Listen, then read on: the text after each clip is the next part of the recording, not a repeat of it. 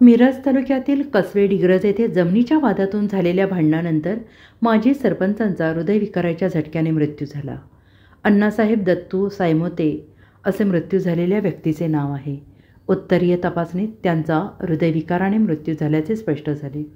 या प्रकरणी संशयित सुनील चव्हाण, संजय चव्हाण, विनायक चव्हाण, विशाल चव्हाण, विक्रम चव्हाण यांच्या विरोधात सांगली ग्रामीण पोलीस ठाण्यात सदोष मनुष्यवधाचा गुन्हा दाखल करण्यात आला असून पोलिसांनी 5 जणांना ताब्यात घेतलं आहे.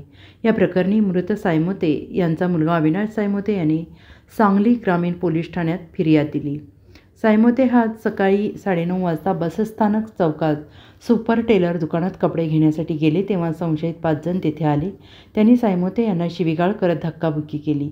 काही जणांनी त्यांना सोडवण्याचा प्रयत्न केला. तेवढ्यात सायमोते यांचा मुलगा अविनाश तेथे आला.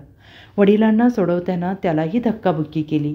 हा वाद सुरू असताना सायमोते हे खाली कोसळून बेशुद्ध पडले. तेव्हा अविनाश यांच्यासह नातेवाईकांनी दुचाकीवरून गावात खाजगी दवाखान्यात नेले. त्यांना सांगलीत नेण्यास सांगितले. सांगलीत खाजगी हॉस्पिटलमध्ये दाखल केले. तेथून शासकीय रुग्णालयात नेण्यास सांगितले. सिव्हिलमध्ये नेल्यानंतर ते मृत झाल्याचे समजले. Bureau report, SBN Marathi, Miraj.